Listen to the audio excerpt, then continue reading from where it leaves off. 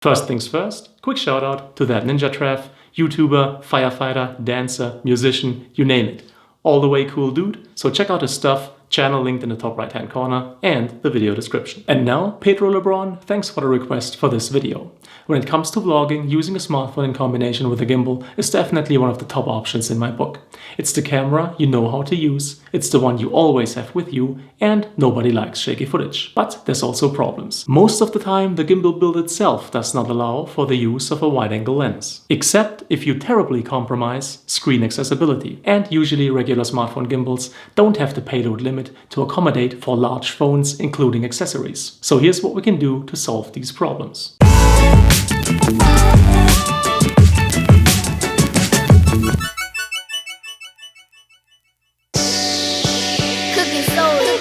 Let's start with the gimbal first. This is the Feiyu Tech G6 Plus. It has a completely aluminium lightweight build. Its roll axis is slanted or lowered if you will, which will allow for more easy access of your camera's or smartphone's screen. It uses relatively silent motors within its 3 axes, so when using an external microphone, motor noise is of little to no problem. The battery within its grip is exchangeable, which is important for 2 reasons, because this way you can use additional batteries to get you through a full day of shooting, and should the original battery wear out, it is easily replaceable with a new one. The bottom of the grip features a standard 1/4" mount, which you can use, for example, to apply a quick release plate or a tripod. But the most important thing, and the reason I chose the G6 Plus for this setup, is its 800-gram payload limit. For a grip, we're using the Ulanzi STU2S, the follow-up to the Iron Man 2 smartphone grip, completely CNC machined of aluminium build, 1/4" mounts on both sides, and the bottom, as well as a cold shoe mount on top. Quite simply, the best grip ever in my opinion, not only in general, but especially for this setup. The phone that I'm using is of course my Galaxy S8 Plus. Really good low light performance considering it's a smartphone, and the combination of face detection and laser technology give you killer autofocus performance. Only downside, 10-minute rec limit when it comes to 4K video recording, but when vlogging this is usually no problem at all. For vlogging these days, the popular super wide angle aesthetic is a really nice thing to have. Unfortunately, Samsung have stopped producing their own Samsung lens cover case, so I went the Moment route. This is their lens cover case for the S8 Plus, slips on just like a regular case, but allows you to mount one of their lenses. The lens that I'm using is the second iteration of their wide-angle lens, giving you the viewing angle of an 18mm full-frame equivalent on your smartphone. It's a very high-quality piece of equipment, corner sharpness is excellent, vignetting is almost not there, and chromatic aberration is handled very well. Line up the white line on the lens with the black line on the case, turn right for a full 90 degrees, and you have a snug fit.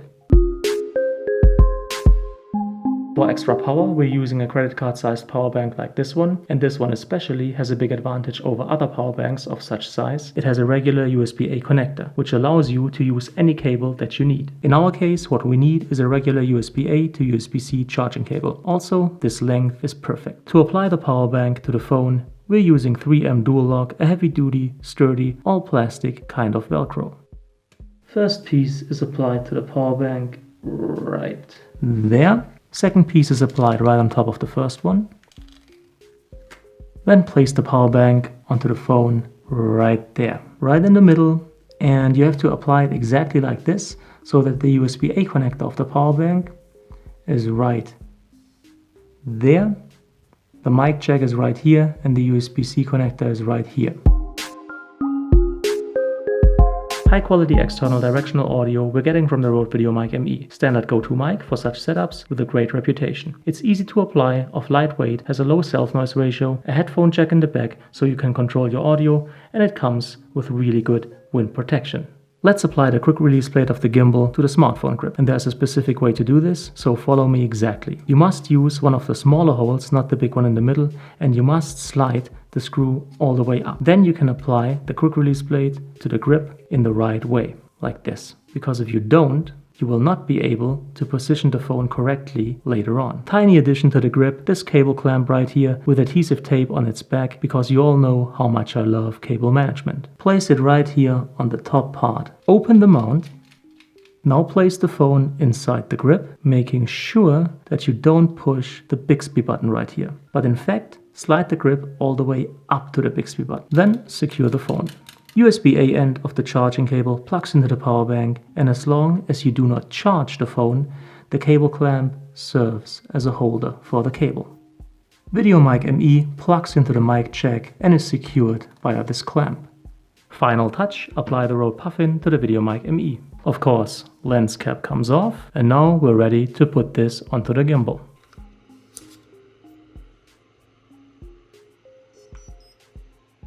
Now there's one tricky thing. Once the phone is mounted, you will need something like a pen to turn it on or off, because this is where the on button is.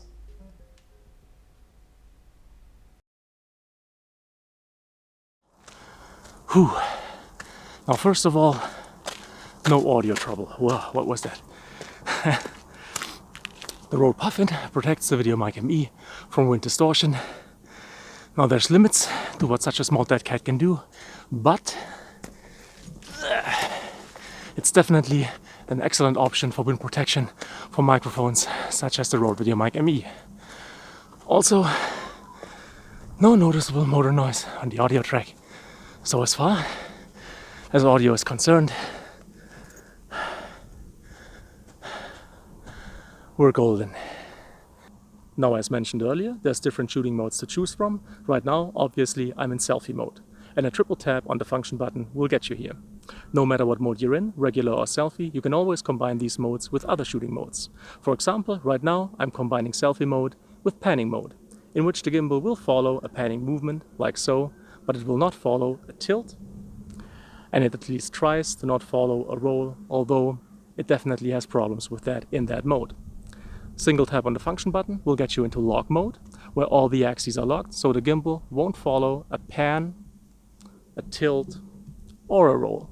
This is definitely the mode you will want to be in if your prime objective is the most stable shot. Double tap of the function button will get you into follow mode, in which all the axes work together. So if I tilt the gimbal, the camera tilts with it. This mode most closely resembles the feel you're getting from vlogging with a regular selfie stick. And of course, no matter what mode you're in, a double tap on the trigger button on the back of the gimbal will reset it.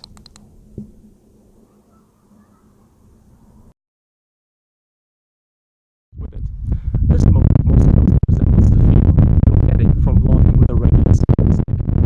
And of course, no matter what mode you're in, a double tap on the trigger button on the back of the gimbal will reset it.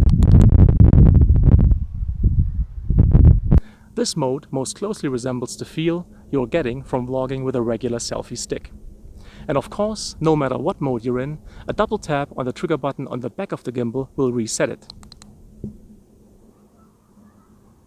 There you go, Pedro. Killer autofocus performance, very good low light performance considering it's a smartphone, extra battery life, external directional wind protected audio without motor noise, an accessible screen, and smooth motion. So, if you liked the video, if you found it helpful, please make sure to leave a thumbs up. It's greatly appreciated. Any kind of comment or feedback is welcome, and I'll try to answer as quickly as possible. As always, thank you so much for your time. Thank you for watching, and hopefully see you again soon.